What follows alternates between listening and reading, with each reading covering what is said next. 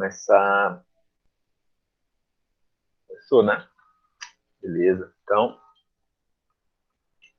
livro um ainda, continuando a aula de ontem, né? A gente tinha visto operações básicas, radiciação. A gente tinha acabado de discutir produtos notáveis, que é o B03.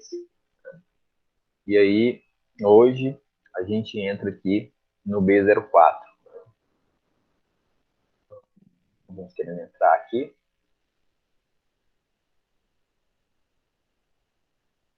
Entraram. Então, deixa eu aumentar um pouco essa tela. Quando a gente fala de equações elementares,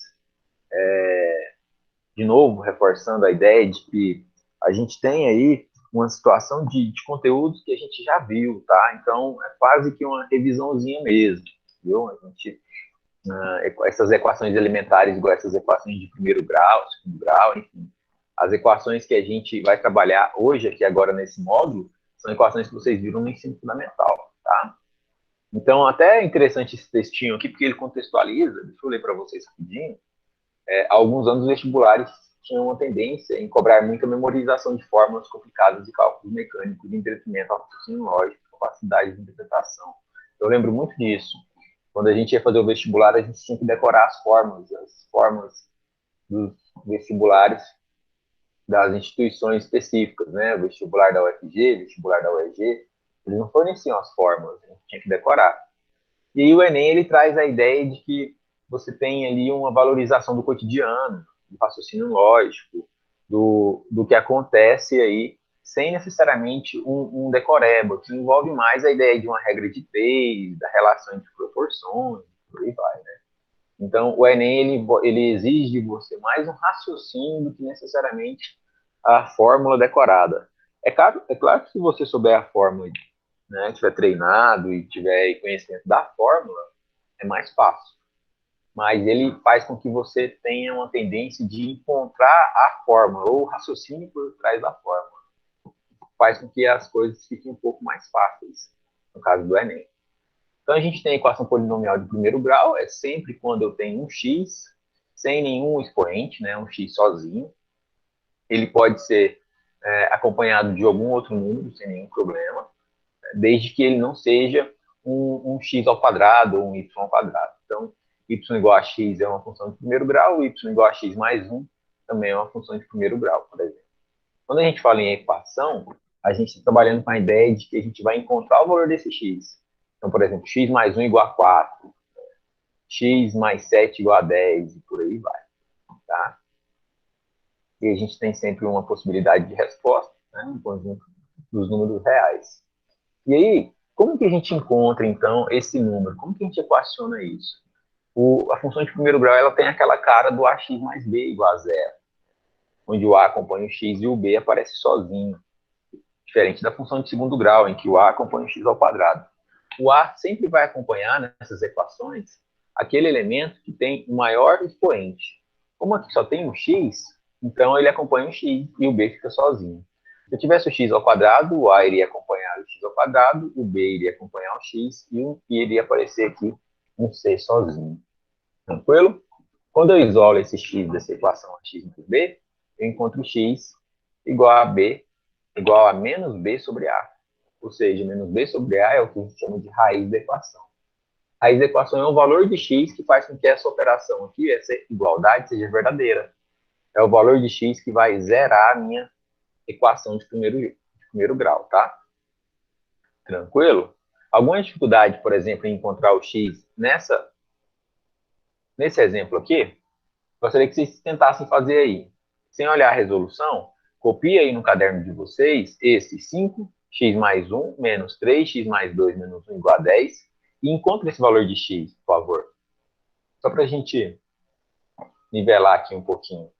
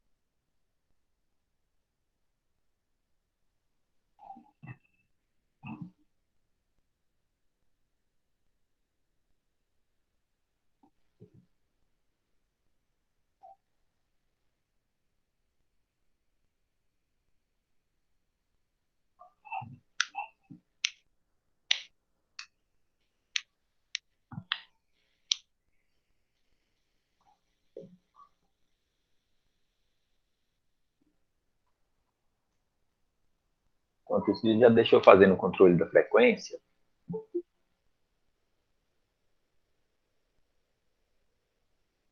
Então, hoje, dia 24, Ana Júlia, a Zafa acabou de entrar. Gabriel Mendonça, Giovana não, João Paulo não, Ana Clara não, Vitor Gouveia e Vitor Rios. Beleza. Ana Júlia, tá por aí? Tô aqui. Beleza.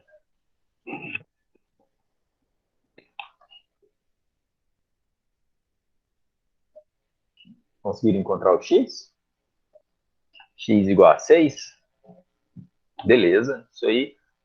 Por exemplo, essa segunda aqui, quando envolve mínimo múltiplo comum, quando envolve fração, faz ela aí agora. 2x dividido por 3 menos 3x menos 1 sobre 2 igual a 1 sobre 2 menos x menos 1 sobre 4.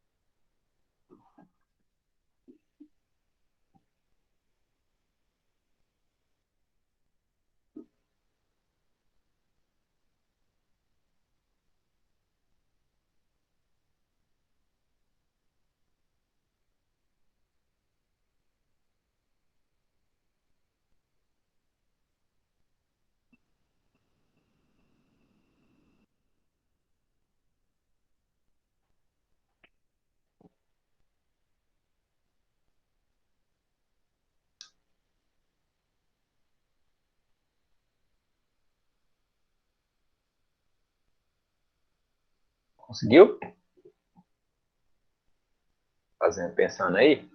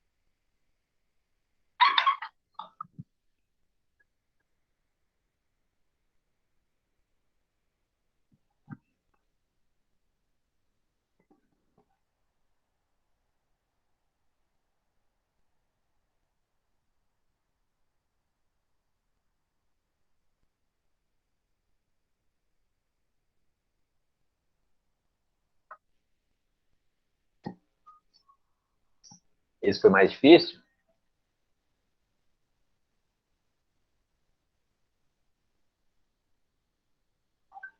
Esse é mais chatinho de fazer. Encontrar o mínimo entre 3, 2 e 4. caso 12, né?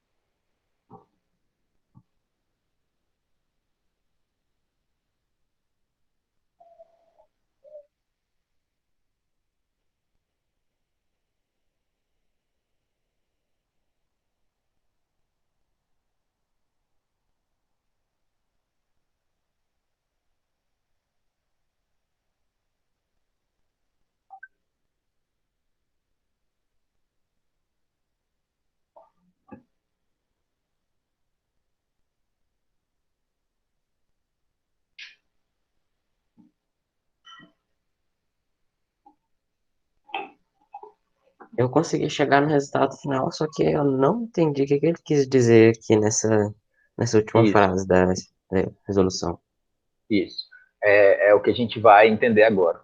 Quando ele pediu na número 1 para resolver a equação, ele pediu assim, ó, resolva em R, que é o conjunto dos números reais. Então, qualquer número que você encontrar aqui, diferente dos complexos, que vocês só vão estudar no ano que vem, que é quando acontece a raiz quadrada de um número negativo, né? Fora essa única exceção, o conjunto dos reais é qualquer número que vocês conseguirem imaginar. Né? O π, uma fração, um número muito grande negativo ou positivo. Então, quando ele fala resolva em R a equação, você vai encontrar um resultado e esse é o seu conjunto verdade, que é a sua resposta, que é o número que você encontrou que serve para aquela equação e que está dentro das possibilidades que ele comentou. Quando ele falar em reais, né, resolva no conjunto dos reais, então qualquer resultado que você encontrar vai ser conjunto verdade. Agora ele pediu assim, ó, resolva em Z, né? Z é o conjunto dos inteiros. Ou seja, para eu encontrar a resposta e ela fazer parte de um conjunto verdade, ela precisa ser um número inteiro. E menos 3 sobre 7 não é um número inteiro. Então, menos 3 sobre 7 resolve o problema da equação. Né? A gente tem uma igualdade aí nesse conjunto dos inteiros, né? nessa equação para menos 3 sobre 7. Ela serve, mas ela não está dentro das possibilidades dos números inteiros, porque eu tenho uma fração. Então, eu tenho um x igual a menos 3 sobre 7, mas menos 3 sobre 7 não pertence ao conjunto universo da equação, ou seja, menos 3 sobre 7 não pertence ao conjunto dos inteiros. Portanto, o conjunto verdade é B igual a vazio. Né? Significa que eu não tenho uma resposta possível para x, para aquela equação, que seja um valor inteiro. Então, é como se fossem duas análises. Eu faço a continha e depois eu analiso o que ele me pediu no enunciado, se aquilo pertence ao conjunto que ele mencionou. Por isso que ele faz essa conclusão aí, que é aí o que eu gostaria de reforçar com vocês. A continha é mais tranquilo, assim, realmente a gente já está mais acostumado. Mas essa análise aqui, alguns viram no ensino fundamental e outros não. Então, por isso que eu deixei vocês resolverem o que vocês sabem, para depois eu parar um pouquinho aqui e fazer esses comentários. Beleza? Tranquilo? Então tá bom. Então, quando a gente tem aí essas situações, a gente tem sempre que analisar esse contexto. E a gente tem que levar em consideração que o x, esse azinho que acompanha o x, ele não pode ser zero. Por quê? Porque se aquele azinho que acompanha o x for zero, a gente tem a anulação do x e aí eu encontro a possibilidade de ter só um número na equação. E isso não é uma equação de primeiro grau. Para eu ter uma equação de primeiro grau, o valor que acompanha o x precisa ser diferente de zero, para que ele não desapareça. Tá? Então, quando a gente tem aqui duas possibilidades, por exemplo, para A igual a zero e B igual a zero, eu tenho assim, zero igual a zero. Então, o seu conjunto será o conjunto universo da equação. Você não consegue saber que valor de x que vai ser encontrado, porque qualquer valor de x serve. Se o A e o B forem zero, qualquer valor de x não faz diferença na equação, porque ele vai ser zerado. Quando eu tenho um A igual a zero e um B diferente de zero, aí eu tenho uma situação um pouquinho diferente. Então, a equação transforma-se em uma sentença falsa. Tá? A primeira possibilidade pode acontecer, mas a segunda não adianta acontecer, tá, gente? Por exemplo, eu tenho assim, ó, se A é igual a zero, essa primeira parcela aqui vai desaparecer. E vai ficar assim, B igual a zero. Mas eu tinha falado lá em cima que o B era diferente de zero. Por isso que é falso. Né? Não tem como o B ser igual a zero e ser diferente de zero ao mesmo tempo. Então, essas situações desses contextos, dessas observações, elas são para questões um pouco conceituais. De vez em quando vocês vão se deparar com esse tipo de questão. Não é necessariamente só fazer a conta, você tem que fazer a conta e fazer uma análise do que aquela conta significa, ou se aquela resposta que você encontrou, ela é possível ou não, tá? Então, nesse caso, o conjunto verdade da equação é um conjunto vazio, não tem nenhuma resposta. Então, enquanto a primeira opção é o conjunto de todas as possibilidades que você conseguir pensar, né, conseguir encontrar aí, pode imaginar o x qualquer valor que ele vai dar certo na primeira observação. E enquanto na segunda não tem valor de x que faz com que o b em um momento é diferente de zero, em outro momento é igual a zero, tá? Aí nesses casos, quando isso for falso, quando essas incompatibilidades acontecerem, aí a sua resposta será assim: a V é igual ao conjunto vazio. Vamos pegar um exemplo aqui. Resolva em R a equação 2x menos 4 igual a 5x menos 3 vezes x mais 1 menos 1. Resolve essa aí. Vamos praticar. E aí me fala o que vocês encontram. E aí depois, quem tiver aí um pouquinho rápido, já pode resolver a 2 também, porque aí quando eu fizer os comentários, a gente já faz os dois comentários de uma vez só.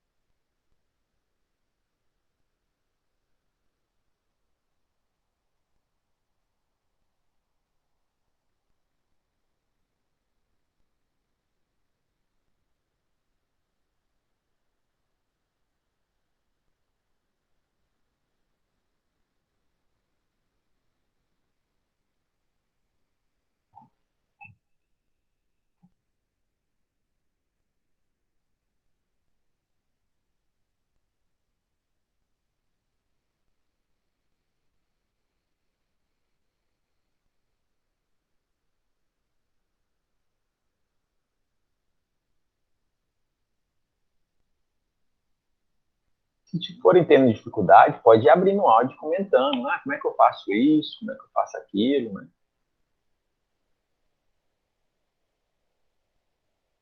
Aguardando sempre a interação de vocês, tá?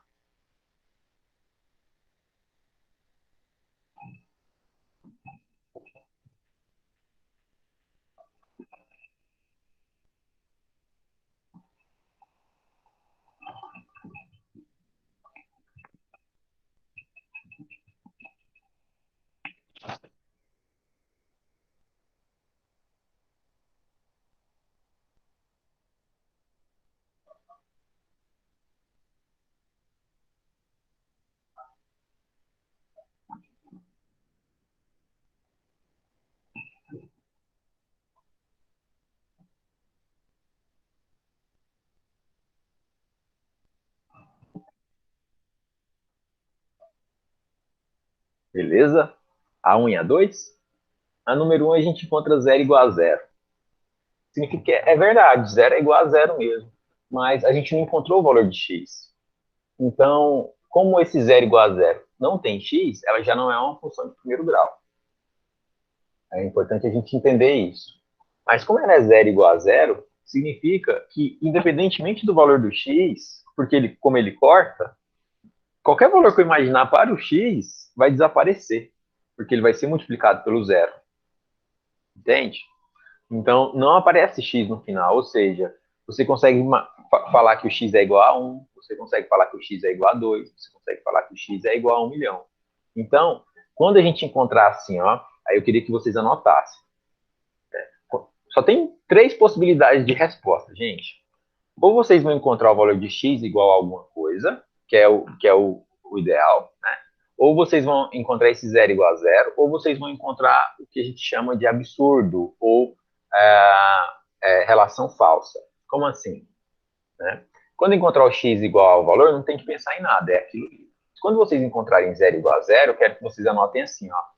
0 igual a 0, 7 igual a 7, qualquer número igual a qualquer outro número, né, assim, mesmo número, você tem infinitas soluções. Infinitas soluções. É inconclusivo. Você sabe que existe ali uma possibilidade de resposta, mas você não sabe dizer qual é. Então, 0 igual a 0, 7 igual a 7, 20 igual a 20, menos 30 igual a menos 30, π igual a π, qualquer igualdade nesse sentido, em que você tem valores iguais do lado esquerdo e direito da igualdade, você fala que existem infinitas soluções. Infinitas. Tá? Que foi, Javarini? O que aconteceu aí, moço?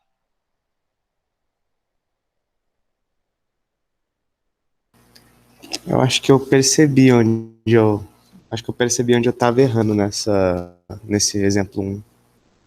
Jogo de sinal? Uhum. É, jogo de sinal derruba a gente. Um sinalzinho aí faz um estrago danado. E aí, na número 2, a gente encontra assim, ó, 0 igual a menos 7. Então, sempre que acontecesse um número igual a outro número diferente, 0 igual a menos 7, 5 igual a 7, 6 igual a 3, significa que isso é falso. Não, não pode, né? Eu não posso ter um 0 igual a menos 7. Isso não é verdade. Então, isso é falso. O meu conjunto de possibilidades é o conjunto vazio. Eu não tenho nenhuma resposta para x possível que faz com que o zero seja igual a menos 7. Então, quando acontecer esses absurdos de igualdades falsas, vocês vão falar que não existe nenhuma solução. Então, enquanto o de cima são infinitas soluções, o de baixo é nenhuma solução. Certo?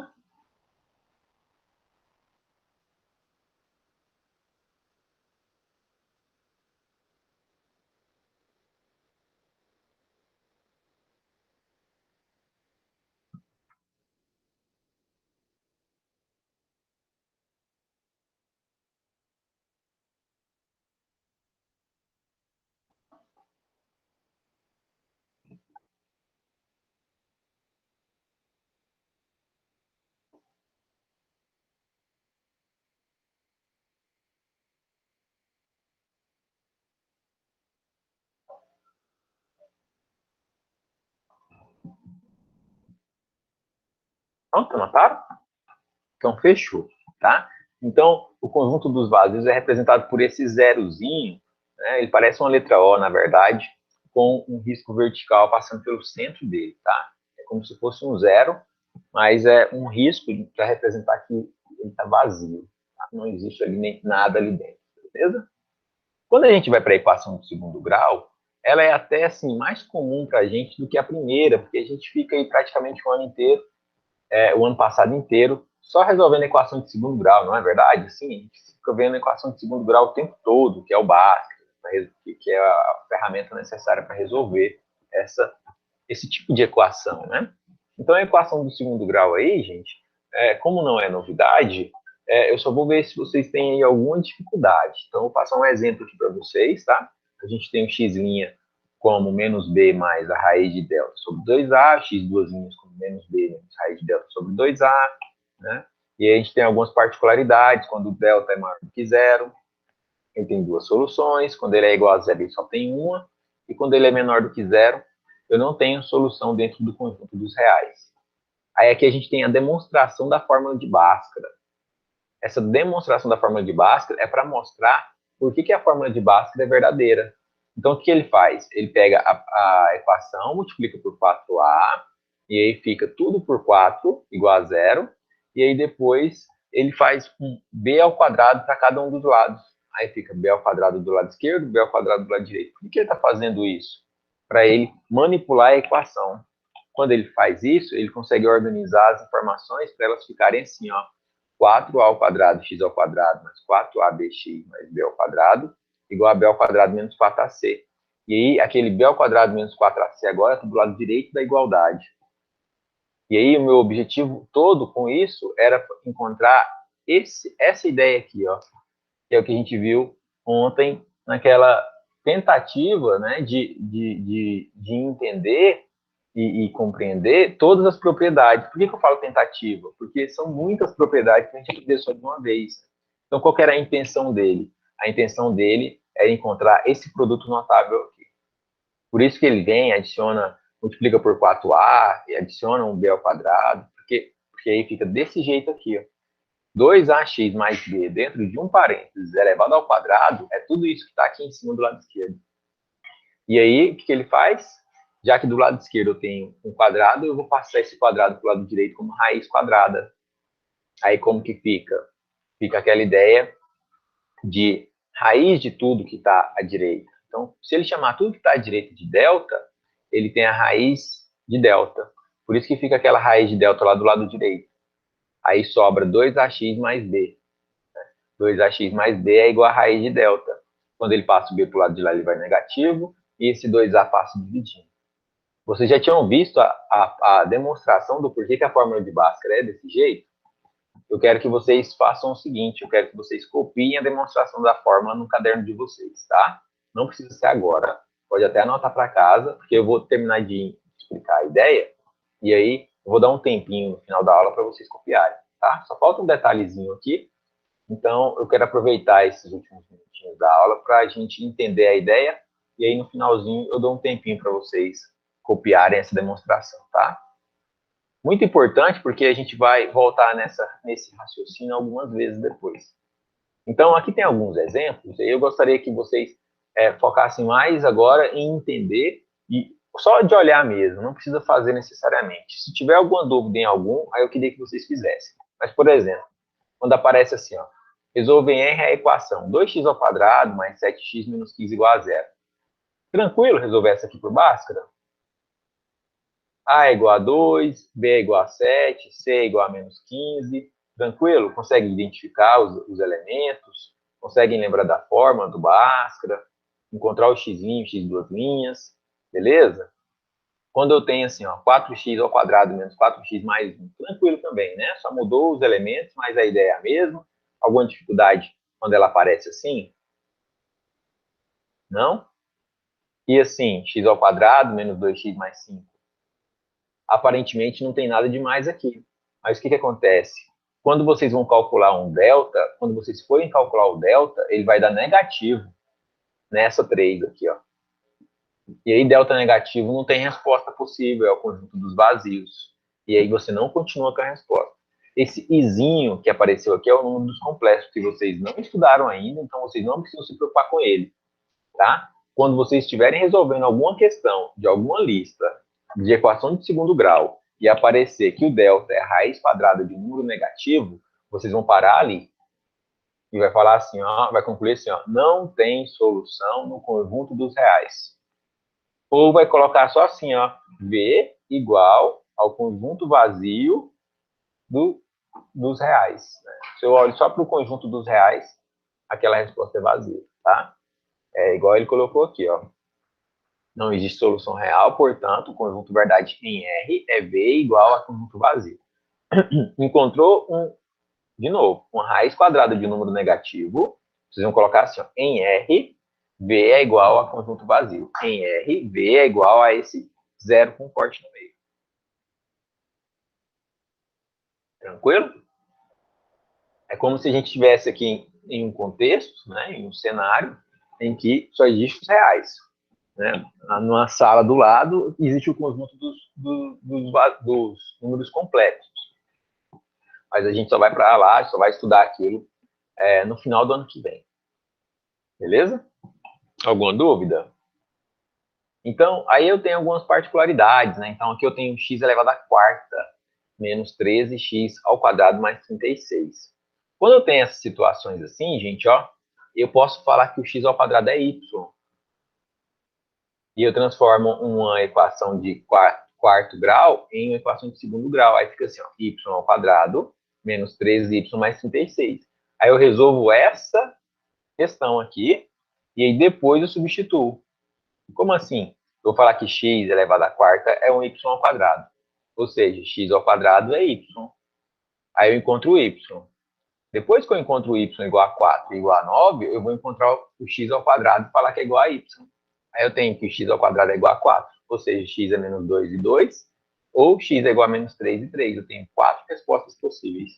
Isso aqui é novidade para vocês? É? Beleza. Sempre que aparecer um x à quarta, depois um x ao quadrado, né, os expoentes precisam ser pares, tá? Precisam ser nessa ideia de 4 e 2. Aí você fala que o x ao quadrado é um y. E onde aparece o 4 vai ficar 2, onde aparece o 2 vai ficar 1. Tranquilo? Beleza? Aí eu tenho outras possibilidades, igual essa da equação, em que ele já aparece de uma certa forma manipulado. E aí, de novo, ou eu posso desenvolver o chuveirinho aqui e aplicar o Bhaskara, né? Ou eu posso ir manipulando, apenas passando para um lado e para o outro, igual a gente resolve uma equação normal, tá? Então, por exemplo, aqui eu tenho, vai ficar 6x menos 15, né? Eu posso ir fazendo assim, ó.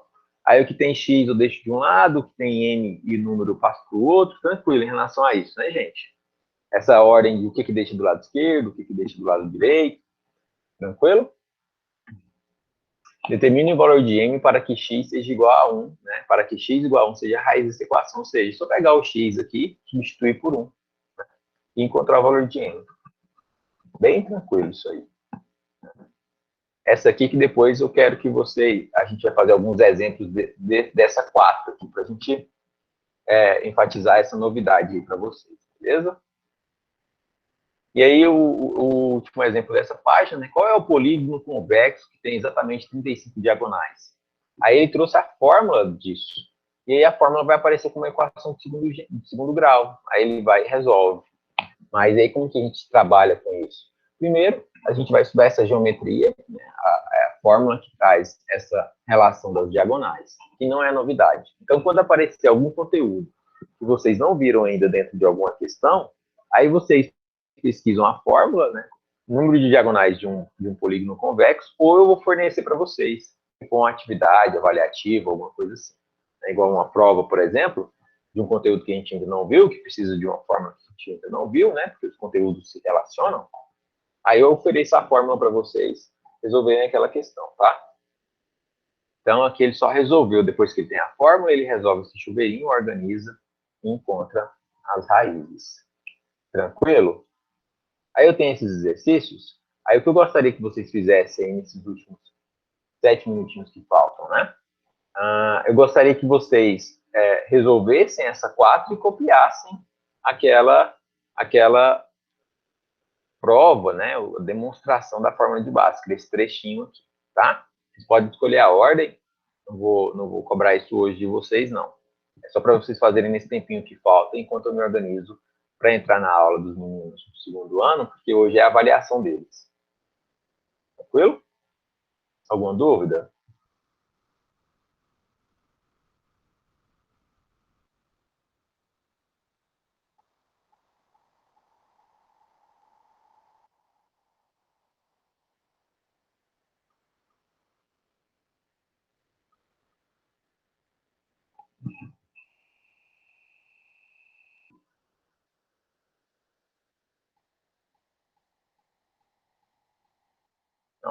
Quer que eu deixe aqui em alguma página específica? Quer que eu deixe na número 4, para vocês olharem a número 4, ou vocês querem estão com o material aí, né? Eu vou até parar de compartilhar, porque aí eu ganho um tempinho aqui para organizar a prova dos meninos, tá? Mas eu vou ficar aqui com vocês até o horário, viu? Pode tirar dúvida comigo, tá?